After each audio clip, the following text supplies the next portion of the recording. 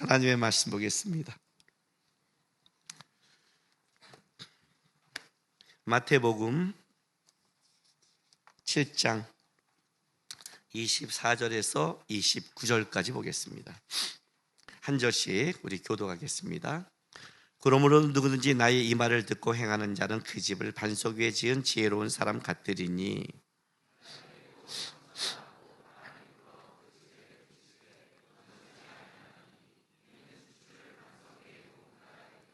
나의 이 말을 듣고 행하지 아니하는 자는 그 집을 모래 위에 지은 어리석은 사람 같으리니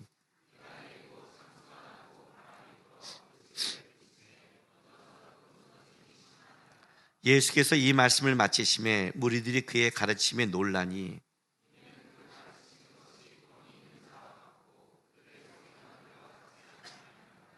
아멘. 오늘 이제 산상수훈 설교 마지막입니다. 마지막인데 총 45편을 했습니다.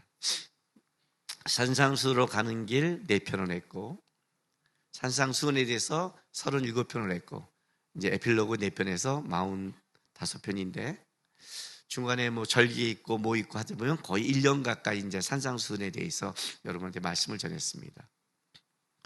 뭐 남는 건 있나요?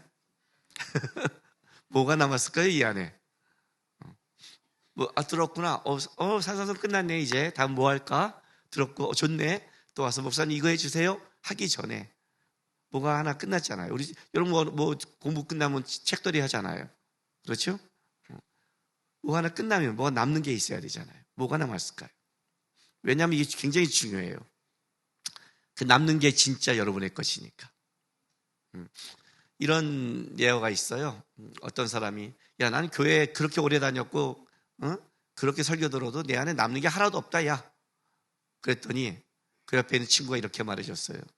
야 나는 여태까지 밥을 30여 년 동안 계속 먹었는데 내 안에 밥이 하나도 안 남았다. 그런데 그 밥이 내 속에 들어가서 살이 되고 피가 돼서 날 이렇게 자라게 한 거야. 밥이 남는 게 아니라 그래요. 그러니까 여러분에게 지금 내가 말하는 남는 것은 지식의 문제가 아닌 겁니다. 여러분이 만약 지식으로만 남는다면 여러분이 바리새인이 될 확률이 굉장히 높습니다. 그걸 말하는 게 아닙니다. 신앙이라는 거는 저도 수없이 말씀을 보고 수없이 왔지만 그렇게 공부한 것도 시간이 지나면 또 희미해지기도 해요. 그렇잖아요. 또 다른 게 공부하는 게 더 기억에 남고 옛날에 그렇게 깊게 공부해 놓고도 한참 지나면 다시 보면 이렇게까지 봤어? 이런 게 있었어? 하고 다시 떠오르기도 해요.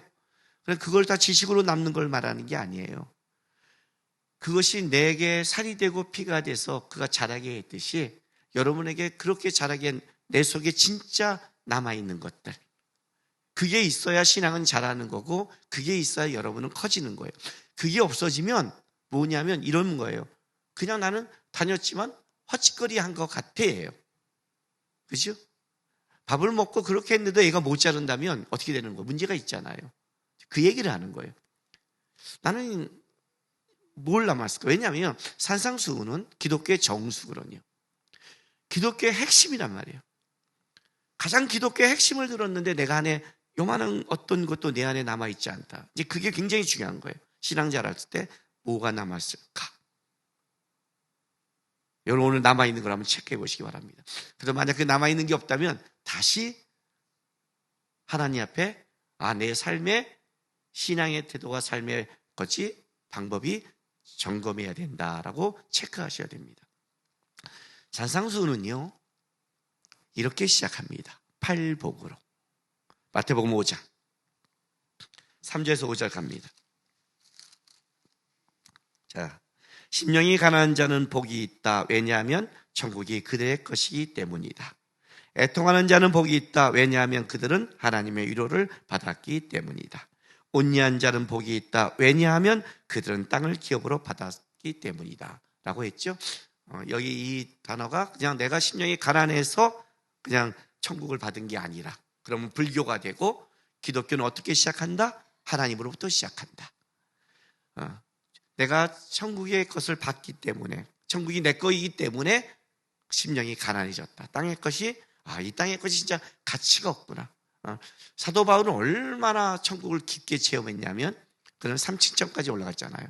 하나님에 대해서 얼마나 깊게 체험했냐면 우리가 지금 그렇게 바들바들 떨고 있고 못 놓고 있는 그 알량한 것을 뭘로 여겼어요? 배설물로 여겼어요. 여러분, 배설물 옆에 가는 사람 있어요? 내 배설물도 나는 안 가요. 그죠? 그건 더러운 거예요. 사도 바울은 그게 세상에 어떤 걸로 봤냐면 이게 너무의 가치를 봤더니 야, 내가 이런 것, 개, 돼지들이 쫓는 거를 쫓아까지 간 거예요. 부자 청년은 예수를 못 보고 뭘 가는 거예요? 세상의 가치가 너무 큰 거예요. 그렇게 간 거예요. 지금 이 얘기를 하는 거예요. 천국은 어떻게 시작해요? 나로 시작하지 않는다. 천국의 시작은 항상 어디로 시작해요? 하나님과 그의 나라가 나한테 오는 것으로 시작한다. 만약 우리가 왜 나는 그게 안 보이지? 내가 왜 그렇지? 내 신앙이 못 자랐지? 그러면 사실 이런 질문을 해봐야 돼요. 나의 시야와 신앙은 진짜 거기를 보고 있나? 바라보고 있나? 쳐다보고 있나? 이걸 먼저 점검하는 거예요. 하여튼 하나님의 나라는 하나님부터 시작한 거예요. 그리고 우리 안에 시작된 거죠. 그 시작이 어떻게 되냐면 이렇게 되는 거예요. 마태복음 5장.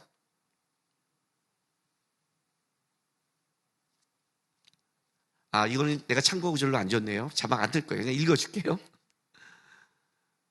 너는 이 땅의 소금과 빛이다.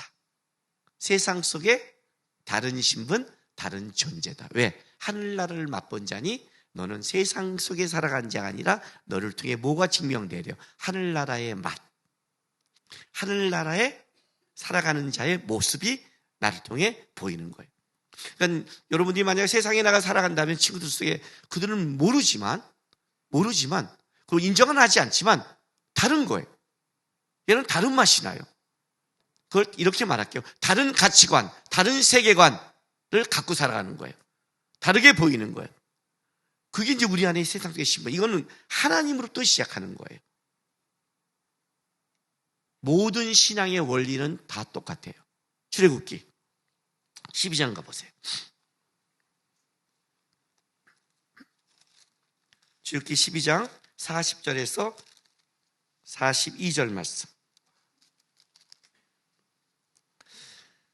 이스라엘 백성들을 드디어 애굽에서 430년 만에 하나님께서 끄집어내는 장면인데 그 장면을 기록하면서 이렇게 쓰고 있어요. 자, 40절부터 읽어줄게요.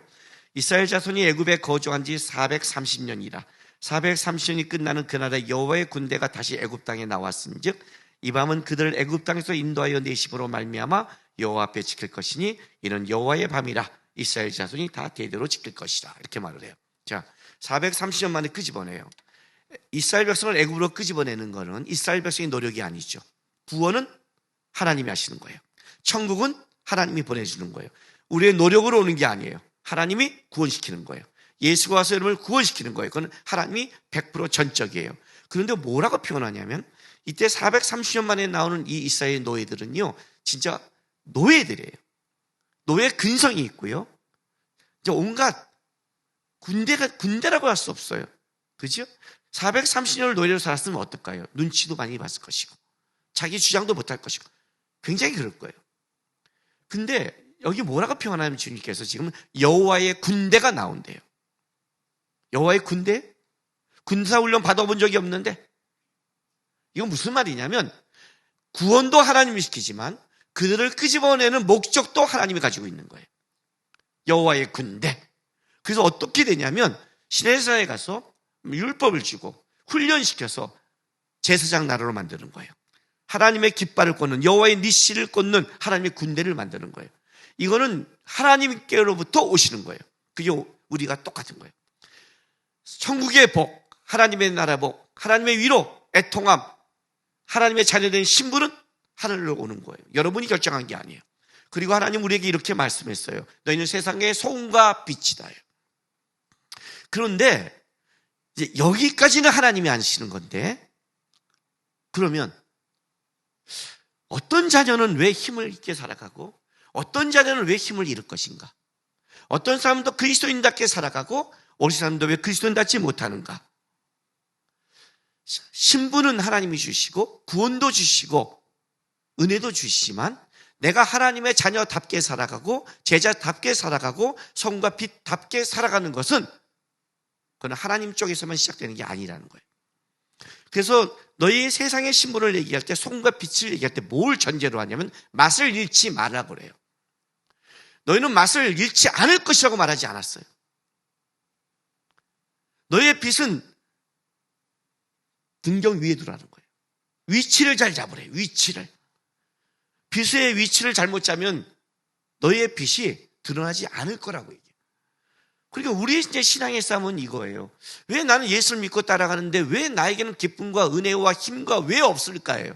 왜 어떤 자는 있을까요? 저 사람 특별히 은혜를 더 받아서? 저 사람 특별히 더 하나님이 사랑해서? 그러지 않아요, 여러분. 그러지 않아요. 자녀를 낳으면 다 귀해요. 우리 하나님의 하주인은 기질과 성격과 달란트가 180도 달라요. 이렇게 뭐 90도로 맞춰지지도 않았어요. 얼마나 180도 다르냐면 24년 전인가? 지금 우리 하준이가 28이고 하람이가 30인데 한 3년 전 됐을 거예요. 하람이가 27, 하준이가 25살 때 둘이 한참 얘기를 하는 거예요. 오래간만에. 그러더니 하람이가 이런 말을 해요, 하준이한테. 너 그렇게 생각하고 살았니? 너 참 힘들겠다. 하준이가 어우 씨, 내가 얼마나 많이 얘기했는데 25년 만에 이제 알았다는 거야? 이해가 돼요? 25년을 한 집에 살았는데 동생이 어떤 기질과 성향을 모르는 거예요. 너무 190도 다르니까 180도 다른 거예요. 그러면 이제 우리 하람이가 이해한 것 같죠? 아니에요, 여러분. 동생이 그러니까 그렇다는 거를 이제 들은 것뿐이지 본질적으로 이해를 못해요. 왜? 기질이 아니고 몰라. 그러니까 결론이 이렇게 가요. 왜 쟤는 저기까지 생각하지? 쟤 피곤한 거 아니야? 이해가 돼요? 할 수가 없는 거예요. 한 뱃속에서 나왔어요. 그럼 저는 어떻게 봐요? 부모는 어떻게 볼 것 같아요? 자식을 비교할 것 같아요? 보이기도 하죠. 비교가 왜 안 보여요? 근데 저는 뭘 보냐면 이거예요. 하람이의 장점과 하람이가 잘하는 것과 하나님이 분명히 그걸 주셨으면 그가 하나님 앞에 넌 이걸 갖고 있어. 하준이 넌 이거 갖고 있어. 부모의 마음은 똑같은 거예요. 왜 하나님의 이른 양 한 마리를 찾아온지 저는 알아요. 하나님은 우리 하나하나를 다 개성 있고 독특하고 사랑하고 존귀하게 봐요. 왜 하나님이 쟤만 사랑해? 그런 거 없어요. 만약 내가 하나님의 사랑과 은혜를 잊는다면 그건 다른 각도로 봐야 돼요. 잘못된 각도로 보면 안 돼요. 왜 나는 맛을 잃었을까? 왜 나의 빛은 빛나지 않을까가 이제 시작인 거예요. 왜 나의 신앙은 열매 맺지 못하는가? 왜 같은 믿음의 가정인데 나의 가정은 문제가 있는가?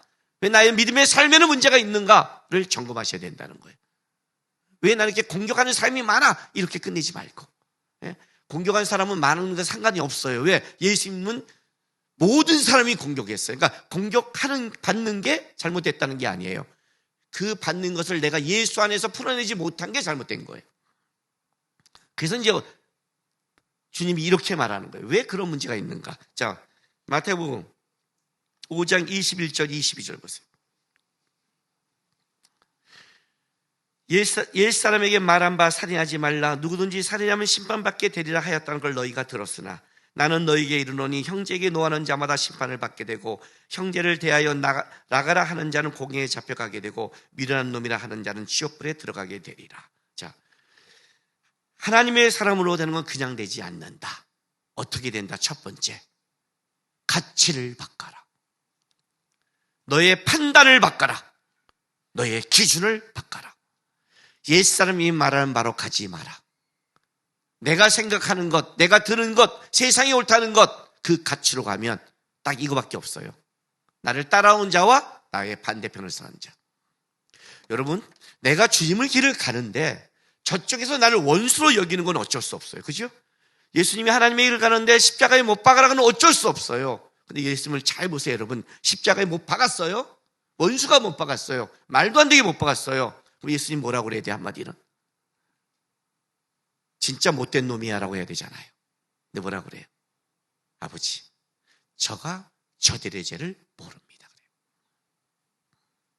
내가 원수를 삼는 건 다른 거예요. 내가 나가라! 이게 무슨 말이에요? 너 밀어내! 너 바보야! 못된 놈! 내가 원수 삼는 건 다른 얘기예요, 여러분. 그게 아무리 옳아도 잘못된 거예요. 다른 얘기예요. 그냥 모르는구나. 주님, 모르네요. 안타깝네요. 바보 같네요. 이게 정상의 마음이에요. 이게 정상이에요. 신앙의 싸움이 뭐라고 생각하세요? 내가 너에게 말하노니. 내가 너에게 말하노니. 가치가 바뀐 거예요. 기준이 바뀐 거예요. 이게 사실은 신앙의 가장 어려운 싸움이, 실제 싸움은 이거예요. 실제 싸움은 저쪽의 잘못의 문제가 아니에요. 실제는요. 내 안에 저 사람이 잘못했다는 것도 있지만 내 안에 아직 예수의 가치로 변하지 않는 부분이 내 안에 가장 어려움으로 다가오는 거예요. 내 안에 자꾸 사람의 미움이 생긴다? 내 안에 판단이 생긴다? 내 안에 원수가 자꾸 생긴다? 그거는 내 안에 아직 가치가 바뀌지 않았다. 저쪽이 원수 잡는다? 어쩔 수 없어요. 그럼 나는 어떻게 해야 돼요? 모르네요. 안타깝네요. 아직도 가치가 바뀌었냐예요. 가치가 바뀌었냐. 더 나아가 마태복음 6장 31절 33절 보세요.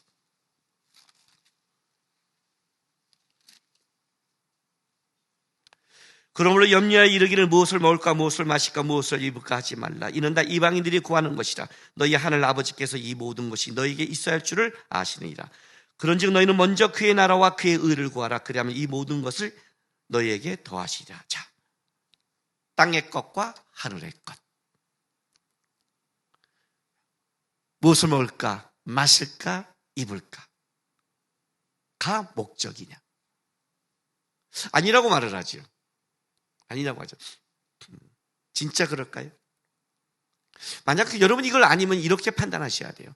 나는 무엇을 먹고 마시고 입는 게 지금 너무 쪼달리고 내가 없다. 그럼 어떻게 돼요? 뭐가 나와요? 원망이 나오고 불평이 나오고 그렇게 나오죠. 세상에 대해 나오죠.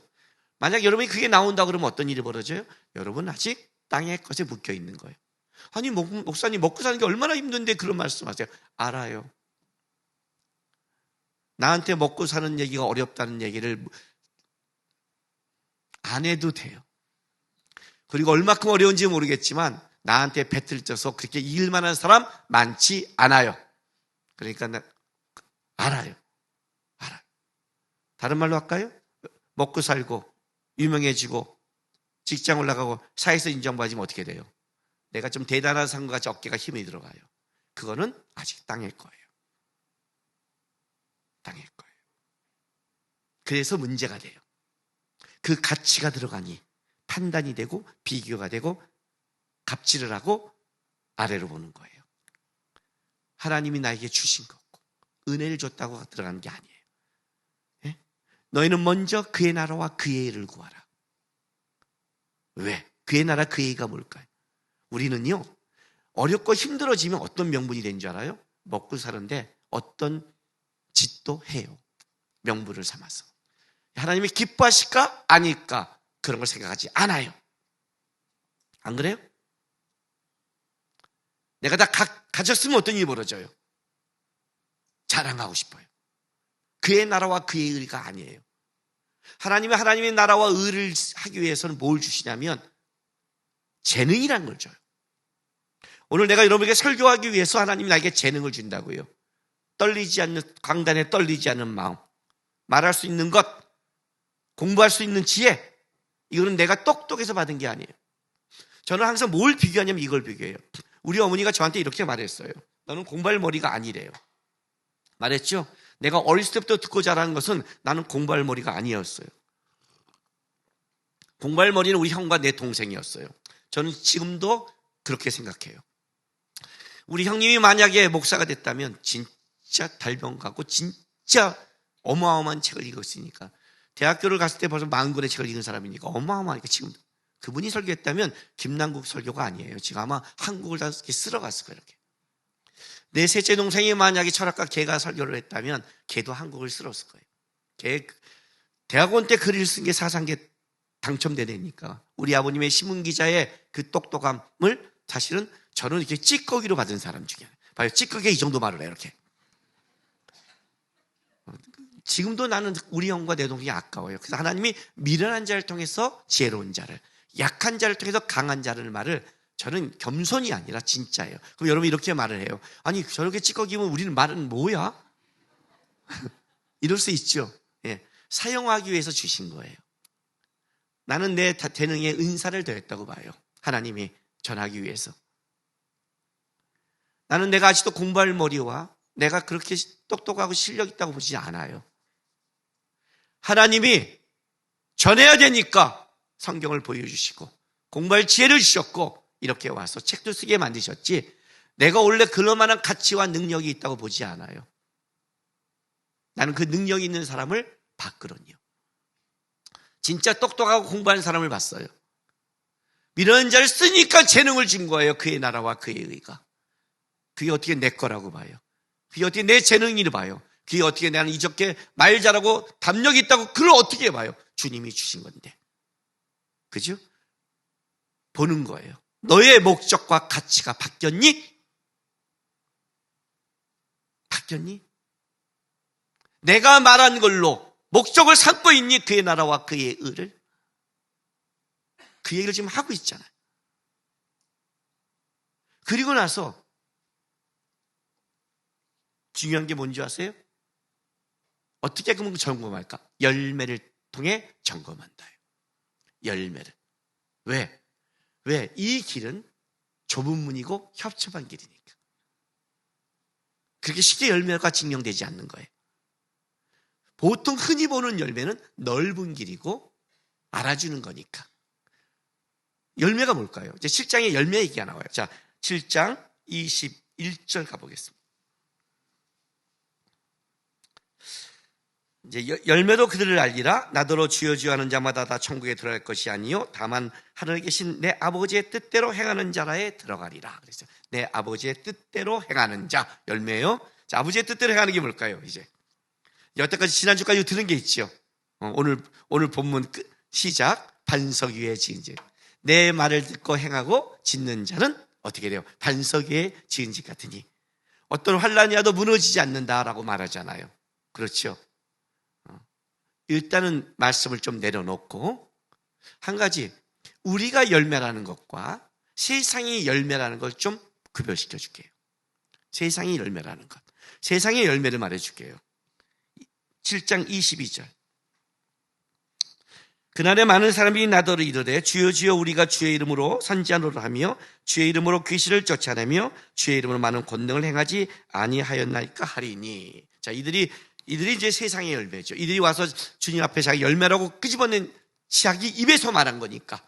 물론 주님이 그걸 불법이라고 했으니까 세상의 열매가 된 거죠. 만약 주님이 이걸 받았다면 이게 진정한 열매가 되겠지만 어쨌든 주님이 이걸 거절했단 말이에요. 근데 여러분 여기서 말하는 가장 포인트가 뭔지 아세요? 이들이 지금 뭘 말하고 있어요 지금요? 예수님 앞에 열매라고 갖고 온 게 뭐예요? 나 성공했습니다. 나 성공했습니다, 주님. 나 주의 이름으로 선지자 노릇했습니다. 땅에서 성공했습니다, 나 귀신 쫓았습니다. 능력 있었습니다. 이 능력 인정받았습니다. 나 수많은 일을 했습니다. 권능에서 수많은 일을 했습니다. 이들이 말하는 열매가 뭐예요? 세상의 성공이죠. 앞에다가 주의 이름을 붙였으니까 헷갈리지 마세요. 그래서 거짓 선지자를 조심하라는 거예요. 이걸 조심하라는 거예요. 이걸 조심하라는 거예요. 앞에 거를. 그들이 뒤에 가지고 있는 열매라고 말하는 게 뭐냐는 거예요, 도대체. 내가 주의 이름을 했다고 말하지 않아. 그들도 말씀을 따라 했다고 얘기하는 거예요. 주의 이름이라는 거는. 그 말씀이니까 성경대로 해야지? 그렇죠. 우리, 여기, 그래도 우리 교회 와서 설교 듣는 사람은 기본적으로 말씀대로 해야 되는 걸 인정 바닥에 깔고 있지 않아요? 오늘 어떤 교회 우리 교회 오지 않은 사람만 빼고? 그죠? 제 설교를 들으면서 그런 걸 하잖아요. 아니에요? 맞잖아요. 그 말씀대로가 뭐예요? 이게 너무 각자라는 것이게. 말이 말씀대로 하는데 그 말씀 밑에 깔려있는 진짜 붙잡고 있는 것. 왜 부자 청년이 예수 앞에 와서 돌아갔을까요? 왜 돌아갔을까요? 예? 왜 돌아갔을까요? 그게 어떤 재물인데, 어떤 건데, 어떤 어떤 인정인데, 어떻게 모은 건데, 세상에서 어떤 인정을 받는 건데, 그게. 그걸 내려놓으라고? 돈의 문제가 아니잖아요. 부자 청년에게 물질을 얘기했을 뿐이에요. 어떤 자에게 뭐예요? 자녀를 얘기하고, 어떤 자에게는요? 자기가 붙잡고 있는 걸 얘기할 거 아니에요. 아브라함에게는 이삭을 얘기했잖아요. 그렇게 얘기했잖아요. 진짜 내가 밑바닥에 깔고 있는 것 뭐예요? 이들이 세상에서 인정받고 자랑하고 싶은 것, 열매가 뭐예요? 그거예요, 사실. 나 이렇게 성공했습니다. 이렇게 성공했습니다. 그게 여러분들이 만약에 신앙의 자랑이라고 하면 여러분들은 지금 아주 위험할 수 있어요. 위험할 수 있어요. 신앙의 열매는 뭘까요? 말씀이 말하는 게 뭘까요? 자, 7장 24절 보세요.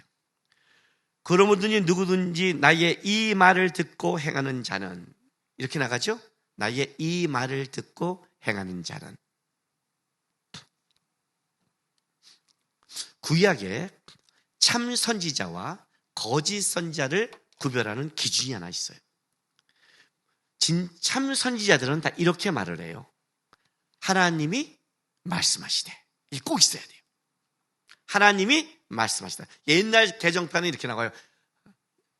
여호와가 가라사대. 요즘 이제 가라사대 소리는 안 쓰잖아요. 가라사대 그러면 애들이 가나다라고 헷갈리거든요. 무슨 말인지. 하나님이 말씀하시다. 그러니까 선지자란, 참 선지자란 자기 말을 하는 게 아니라 하나님의 말씀을 받고 전하는 자가 진짜 선지자예요. 제가 이 말 했죠? 요즘 내가 여기에 대해서 좀 강하게 설교를 해요. 마커스나 집회 가서 강하게 설교해요. 어떤 목사도 동성애를 만약에 찬성한다면 저는 사꾼이에요. 하나님은 목사는 자기 말을 하는 게 아니에요. 하나님의 말씀을 전하려고 했어야 돼요. 이게 선지자가 갖고 있는 전통적이에요. 자기 생각을 말하지 않는다. 성경이 말한 걸 말한다. 그럼 이제 그들도 성경을 말한다고 그러잖아요. 하나님이 동성애자를 사랑한대요. 이번에 동성애자 축복하는 사람이 있더라고요. 사랑한대요. 맞아요. 맞습니다. 그 말까지는. 하나님은 동성애자를 사랑하십니다. 아셨어요? 동성애를 사랑하지는 않습니다. 하나님은 살인자를 사랑합니다. 그러나 살인을 인정하지 않습니다. 하나님은 어떤 죄인도 사랑합니다. 그러나 죄를 인정하지는 않습니다. 이건 구분시켜야 되는 거예요. 동성애자를 축복할 수 있어요. 하나님의 이름으로 기도해 줄 수 있어요. 동성애를 인정하면 달라지는 거예요. 여러분, 내가 오늘 성도들에게 축복을 해줘요. 그럼 여러분 성도들이 100% 하나님께 잘 살아요? 여러분 그렇게 말할 수 있어요? 여러분 죄 안 져요? 그러나 축복은 죄를 짓냐 안 짓냐의 문제가 아니라 하나님의 마음이기 때문에 하는 거예요. 하나님의 뜻대로 살라고 축복해 주는 거예요. 저도 동성애자를 축복해 줘요. 그러나 동성애는 안 돼요. 이쪽으로 오기를 원하는 거죠. 그 축복은 끊고 하나님 앞에 서라고 해주는 거지 동성애를 인정하는 축복이 아니라는 거예요. 이건 다른 논리예요. 아니 이거는 뭐 난 성경 가지고 오면 이해가 안 가요. 걔네들한테 그 새끼들은 성경을 어떻게 받니? 욕 안 하려고 그래. 욕 나오네요 요즘엔 좀. 창세기에 그냥 인간을 만들고 첫 번째 명령이 그거잖아요.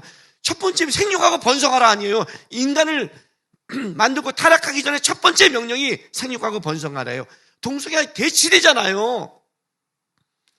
하나님의 생육과 번성하라 때문에 남자와 여자를 만들었다고 말하잖아요. 성경에 시작부터 뭘 어디 이상한 걸 갖고 와갖고 지 멋대로 해석하라고 아니란 말이에요. 아니에요.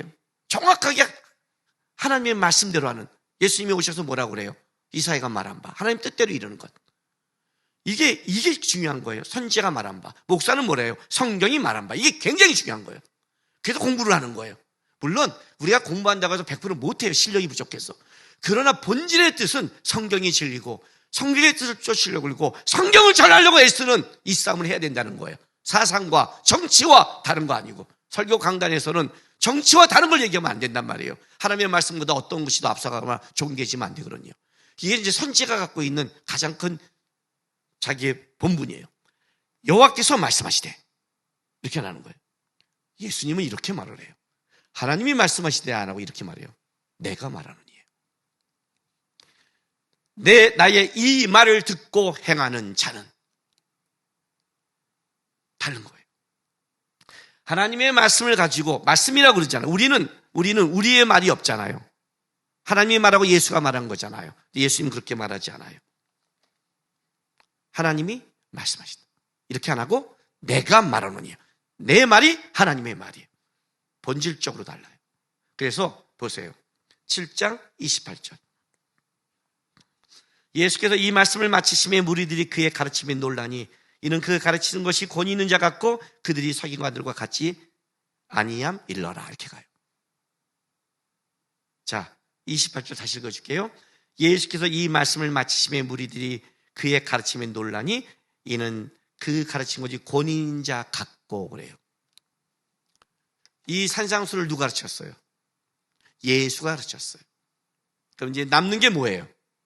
지식이요? 예수가 남아야 되는 거예요. 그 말씀을 전한 그 분이 남아야 돼요.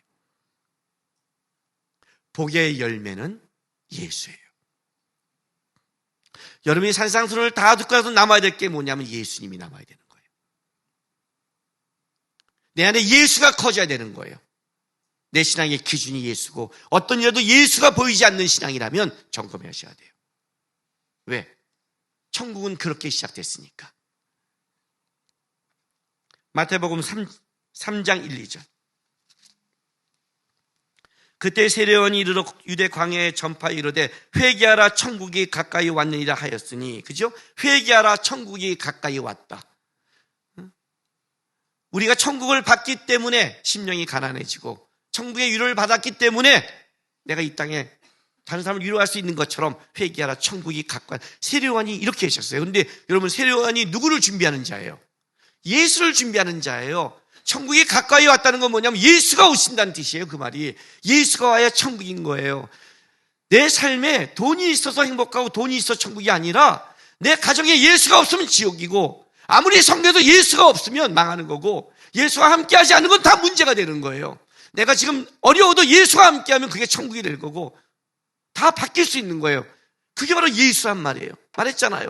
불가능을 가능케 하고 사망을 생명으로 바꾸는 그 중간에는 누가 있어요? 예수밖에 없어요. 이 역전은 예수밖에 못하는 거예요. 예수가 말했어요. 그런데 권위 있는 자 같네? 다르네? 이렇게 지식으로 듣고 서기관과 가르침이 좀 달라, 좀 훌륭한 지식이야, 이렇게 간 사람들은 천국을 놓친 거예요. 그걸 듣고 누가 보여야 되면 예수가 보여야 되거든요. 수가성의 여인처럼 예수님과 얘기하다가 예수를 만나고 마을로 뛰어들어가자. 메시아를 만났다. 그리스도를 만났다. 여러분이 교회에 와서 삶 속에 누굴 놓치냐면 예수를 놓치면 다 나가는 거예요. 그러니까 예배에 힘은 없는 거예요. 찬양도 했고 말씀도 들었고 다 했는데 오늘 말씀이 좋았어, 은혜 있었어, 좀 찔렸어, 뭐 그렇게 권위 있는 자 말씀 같아, 우리 목사님 설교는 좀 다른 거다, 좀 다른 것 같아, 이렇게 끝나는 거예요. 여러분, 제가 지금 뭘 전하는 줄 아세요? 예수를 전하는 거예요. 예수. 누가복음 17장 보세요.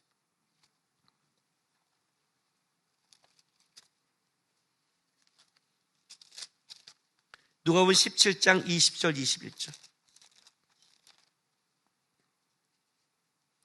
바리새인들이 하나님의 나라가 어느 때에 임하니까 묻거늘 예수께서 대답해 이르시되 하나님의 나라는 볼 수 있게 임하는 것도 아니요 또 여기 있다 저기 있다 또 못하리니 하나님의 나라는 너희 안에 있느니라.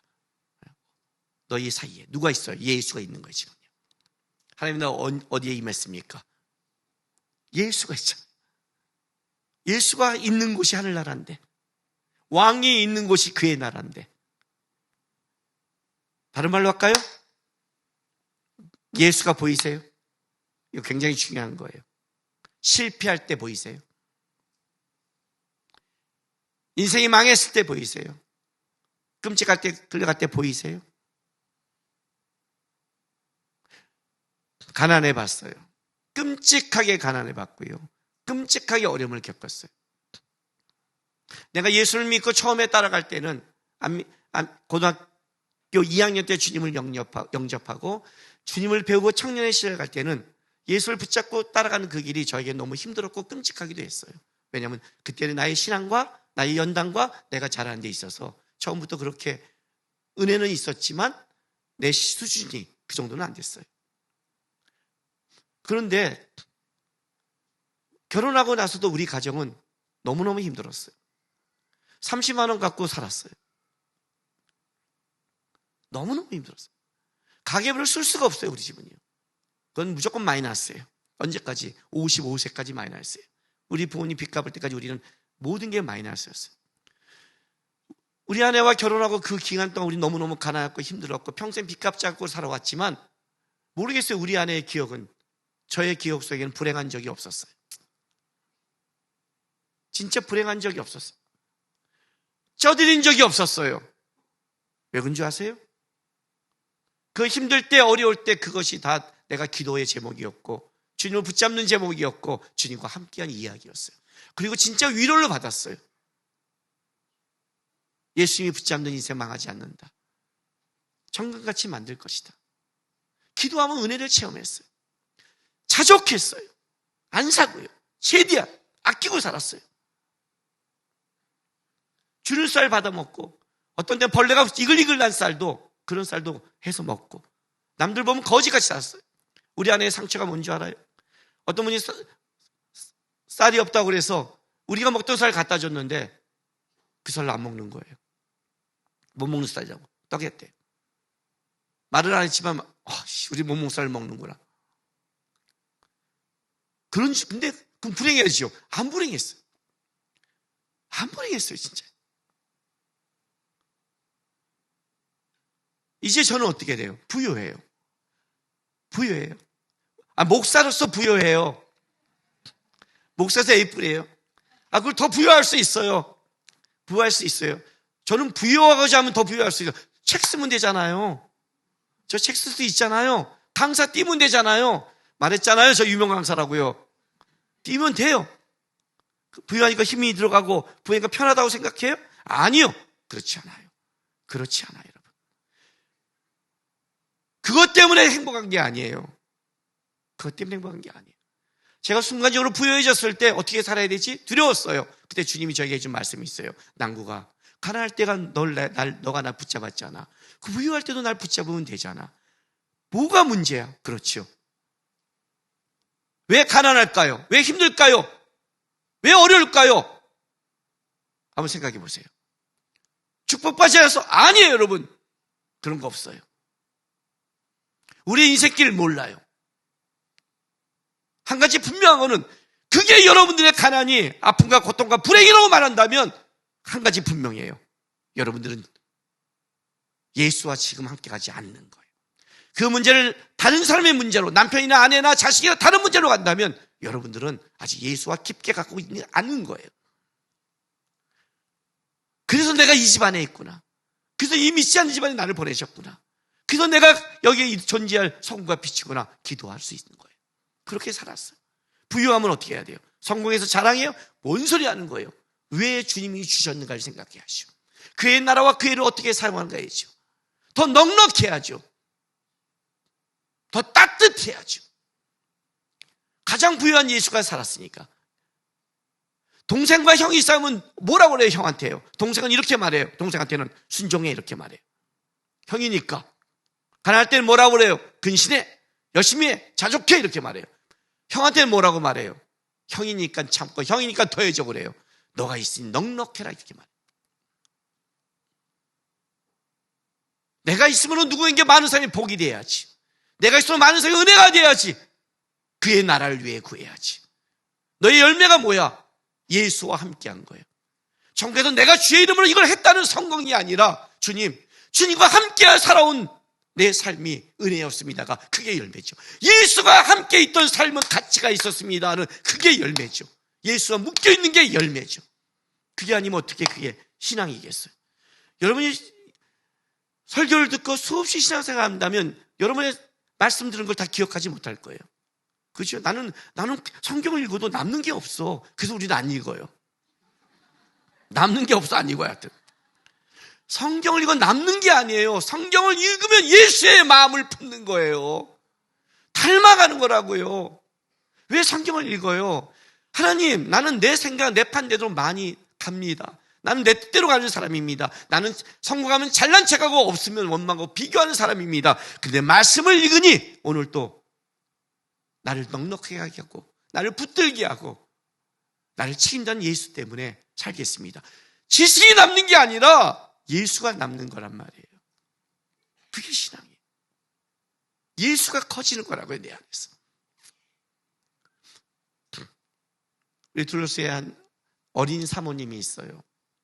결혼을 너무 빨리 했어요. 23살에. 그런데 사모가 돼서 갔더니 사모가 어떤 거예요? 교회 가서. 교회마다 분위기가 많이 달라요.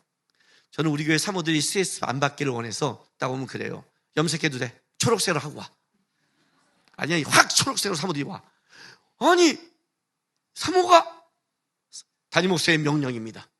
해. 하고 싶으면 해. 막 그러거든요. 어떤 때는 사모님이 나서도 안 되고 어떤 때는 뭐 해야 되고 그런 거예요. 그러니까 힘든 거죠. 23살에 했는데 힘든 거예요. 그 남편은 교회에 바쁘고 속이 터져가지고 에이 쌍하고 다 집안 때려치고 나가버렸대요. 23살에 할 수 있는 행동이죠. 그때 해야 돼요. 33살이면 큰일 나니까. 그때는 애도 없으니까 33살이면 큰일 나잖아요. 애 놔두고 가면. 나갔다가 딱 가니까 보통 가면 갈 데가 없어요. 돈도 없고 별로 갈 데가 없으니까 A씨 하고 일단 백화점에 간 거예요. 백화점 볼 것도 많고 시원하고 이제 돌잖아요. 백화점 갔대요. 어떻게 할까? 일단 백화점부터 가자고 백화점 갔어요. 이따가 금방 집에 돌아왔대요. 왜 그렇게 금방 돌아왔어? 그랬더니 걔가 이런 말을 했는데 그 말이 하나님이 참 기뻐하겠다라는 생각이에요. 예수님이 기뻐하지 않잖아요. 그래요. 나와서 도는데 이렇게 하는 게 예수님이 기뻐하지 않을 것 같아서 다시 들어갔대요. 그게 신앙이에요. 지식을 말하는 게 아니에요. 신앙은 이거예요. 죽이고 싶은데 예수님이 기뻐하시니까 참고, 만나고 싶은데 예수님이 싫어하니까 거절하는 거예요. 예수님 때문에 참고 예수님 때문에 어떤 때는 거절도 하는 거예요. 내 분노와 내 기분이 아니라 예수님이 이렇게 만나는 걸 기뻐하시니 안 가겠습니다. 예수님이 싫어하시니 참겠습니다. 쥐고 싶은데 예수님이 그 말을 싫어하니 마음에 담겠습니다. 예수님 때문에, 예수가 있는 신앙, 예수가 가슴에 있는 것, 그걸 진정한 그리스도인이라고 말하는 거예요. 그의 나라. 다른 거 다 필요 없어요. 예수가 빠진 지식, 바리새인이에요. 그걸 바리새인이라고 그래요. 여러분, 바리새인 되지 마세요. 너 뭐 남았니? 천국에 가면 이렇게 말했어요. 예수가 있습니다. 주님, 난 예수님과 함께 있습니다. 난 예수님 닮아가려고 했습니다. 난 예수를 붙잡았습니다. 주님, 내가 얘기할 수 있는 거는 주님, 하나님, 예수밖에 없습니다. 그러면 여러분은 결코 망하지 않는, 하나님이 열매 걷는 축복된 인생을 산 사람입니다. 예수가 인생에 남기를 바랍니다. 기도하겠습니다.